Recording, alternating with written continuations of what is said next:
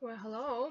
This is the last part of a kind of a series on this book that I was reading on the goddess, the divine feminine. I did show it in one of my previous uh, videos, and it's called Alphabet versus Goddess, written by a world renowned doctor and surgeon. He did pass away in 2009. His name is Leonard Shlain. I hope I'm saying it right. It's again alphabet versus goddess, and the conflict. I don't have the book. I took it back to the library between word and image.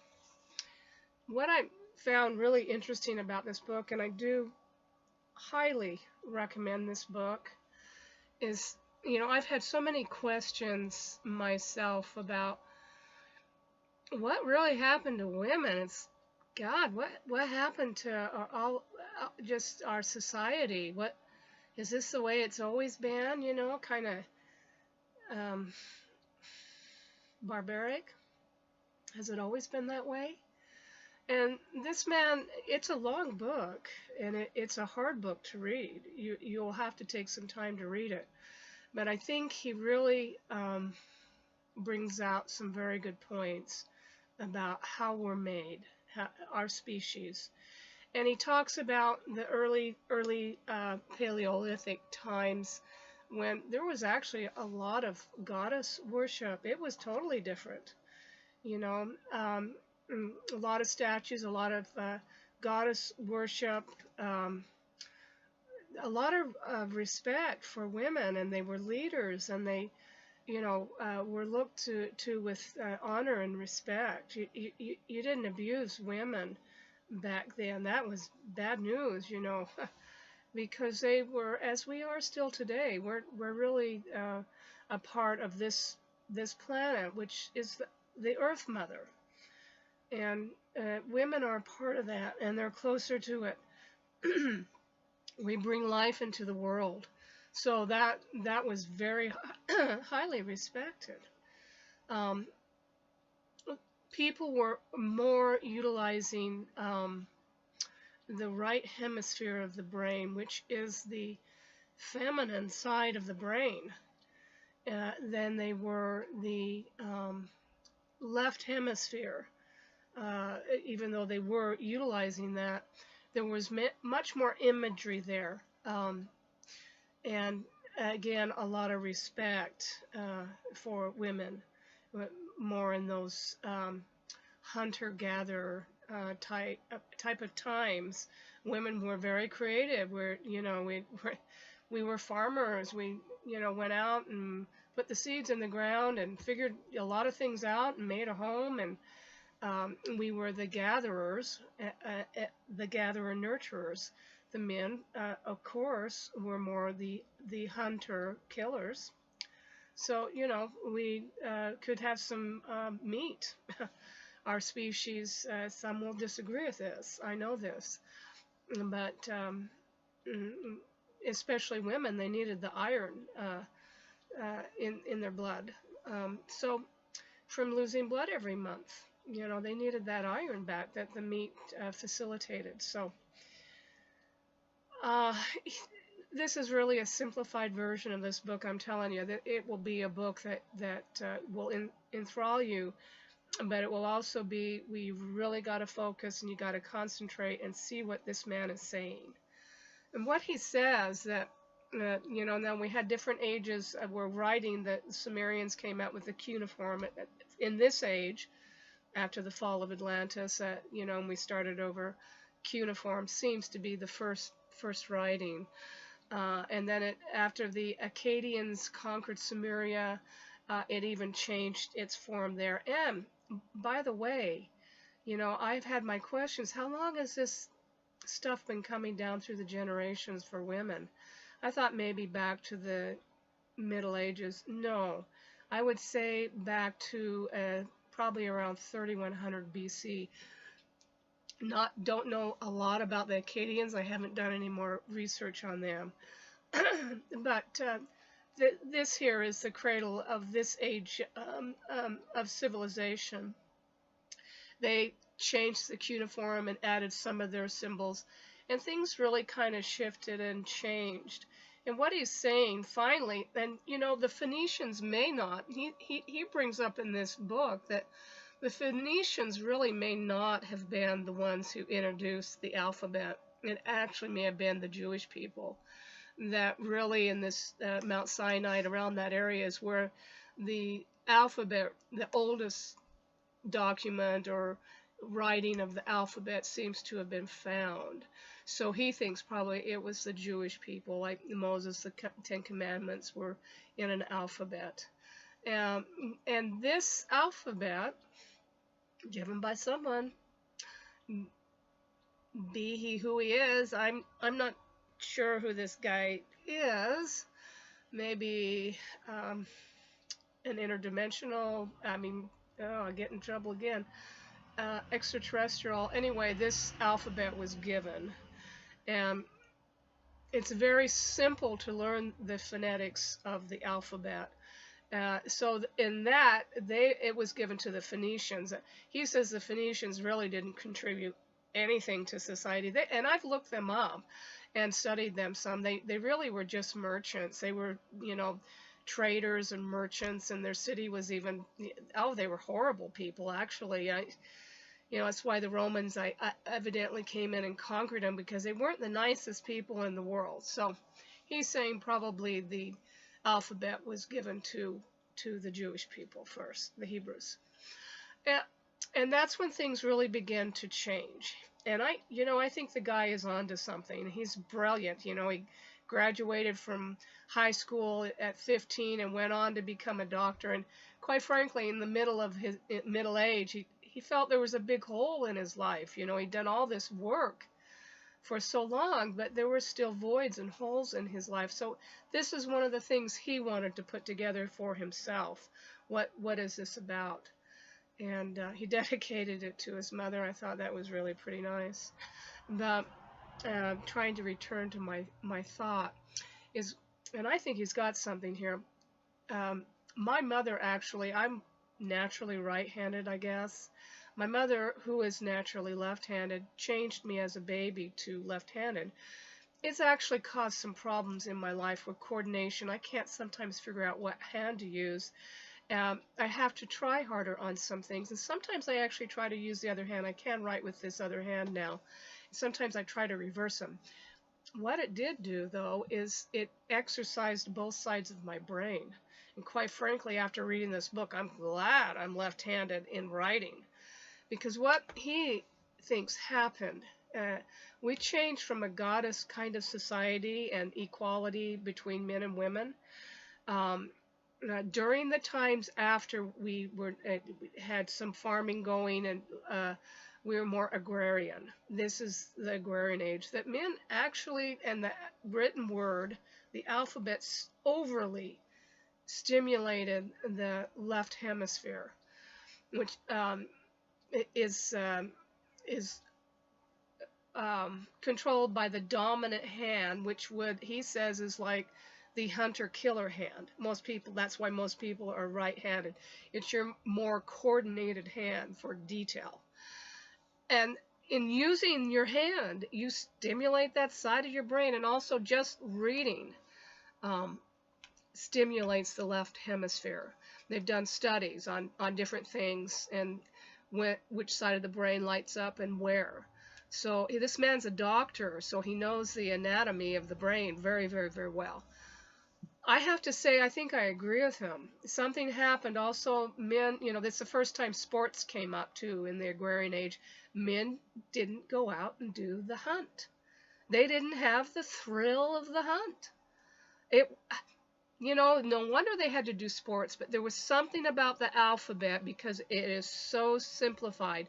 Before that, you know, we had hieroglyphics and, you know, got over 5,000 different characters, and most people could not. They were priestcraft, and can you imagine the power they had over people because they couldn't read? So the alphabet was ingenious, given by someone, that the common person could learn to write and to read. And it absolutely was part of our evolution and changed the world. So he's not, it's interesting. It might be a good idea to read the last little bit of his, not the last little bit of his book. He's not putting down writing or reading. He's trying to demonstrate that these gifts also come with a curse, and one of them was that the left hemisphere is, and to this day, overly stimulated. And he brings up the different ages, and he brings you through history in a whole different way that is absolutely fascinating. That people got so in their abstract mind, the left hemisphere is very abstract thinking, that they forgot the right hemisphere of the mind. And this is why women were put down, because we're part of the feminine element. All of a sudden, women couldn't do anything. They were just really put down for some reason. And, I think he's got something here. And we've entered an age of the masculine completely out of balance, in not just men, but in women too. We bought the whole program ourselves, and quite frankly, we could be beaten and killed and everything else with, it's okay, you can do that. So this is where we've come, and it is changing. And he does bring this up at the end of the book. I mean, you know what? I think this book should be reading, especially for every girl in high school, her last year of high school.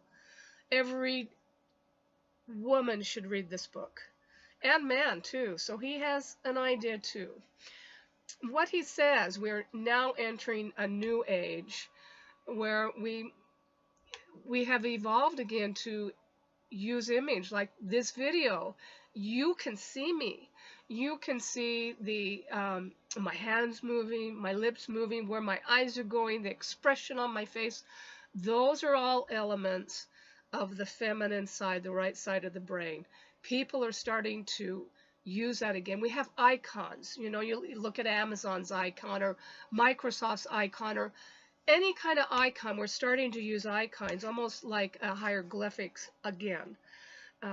I think language is going to change again, unless we blow the planet up and then we start all over, and then it will be the masculine all out of balance again, most likely. And it's not to blame this on men so much, as this is just us, the species.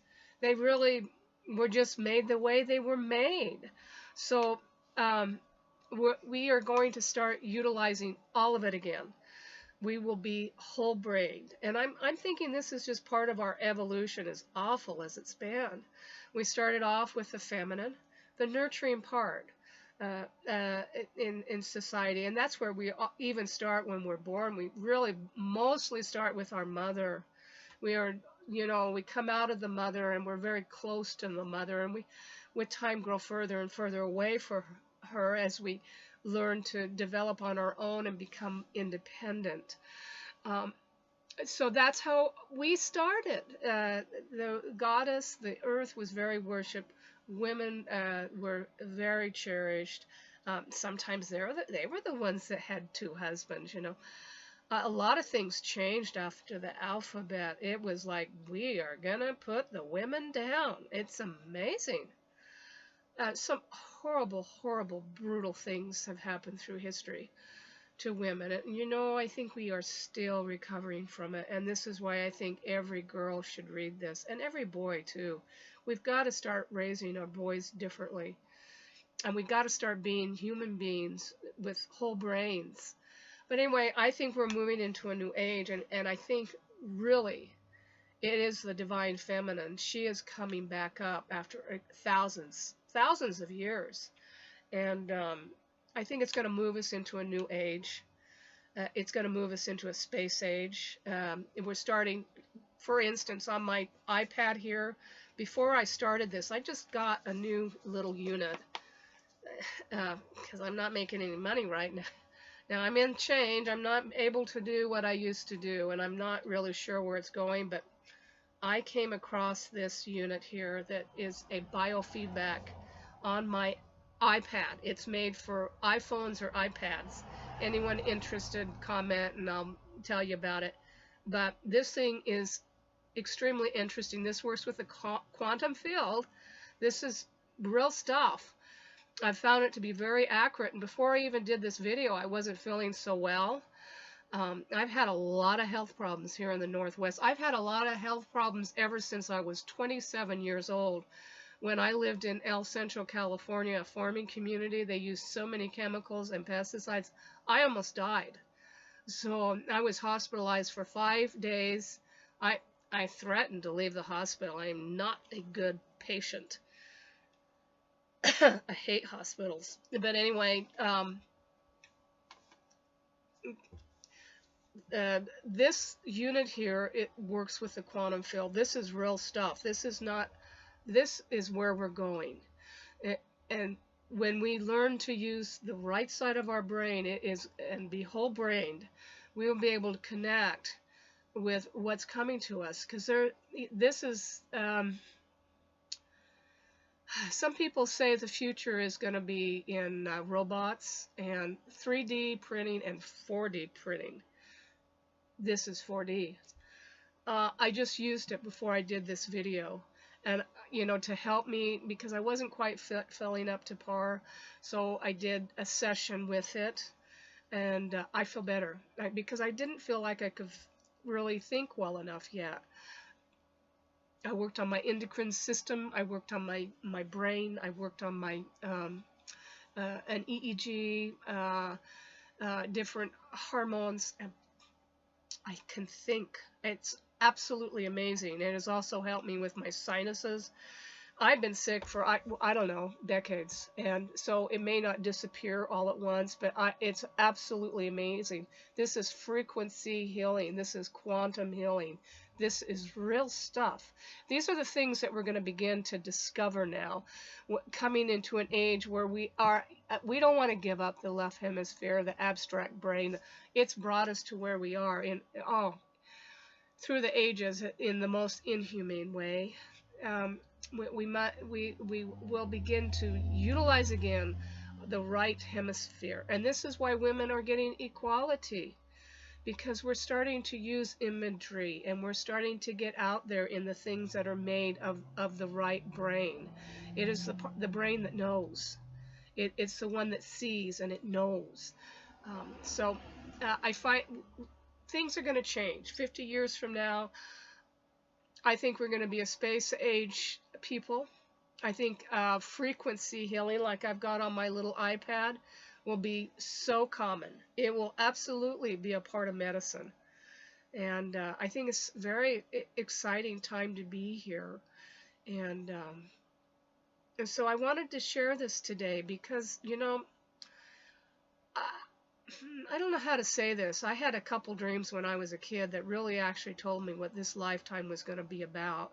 Number one, I'm not from this solar system. I'm not sure exactly. They don't tell you a lot sometimes. These beings, very tall, 3 of them, don't tell you a lot. It's kind of like a need to know thing. But and how I came in on universal lines. And also that I would be working on something had been coming down to the women in my family line. So to me, it's like it devastated my life. I mean, I'm in my 60s now, and I don't know. They said I would be the last. Definitely I'm the last, and I would end it. So I know that my daughters will not go through what I have been through and what my mother went through, and I know for a fact her mother went through. It won't pass on. It's over. It's done. I'm the last. I'd like to. It says I would end it too. So, to me, doing these videos is I'm trying to find a way that yes, I am ending it, and part of my mission, all the way into my 60s. So, what I'm trying to say here in this video is there really is hope for us all, and in every capacity, and we're going to see so many things They are going to absolutely change in the next few years. This blockchain thing, I've actually signed up for a webinar that came out of Bitcoin, and Bitcoin, I don't know, I'm kind of shaky about that one. But what came out of it was blockchain, and that's going to be the way we're going to do business in the future. So I'm trying to find out about that. And also the 3D. And someone mentioned on one of these videos that I have watched 4D printing, and that's where it's going to be. We're going to interface with. I think we're going to interface with machines, and this thing on my iPad, this biofeedback health app, is part of it. It's part of a 4D development.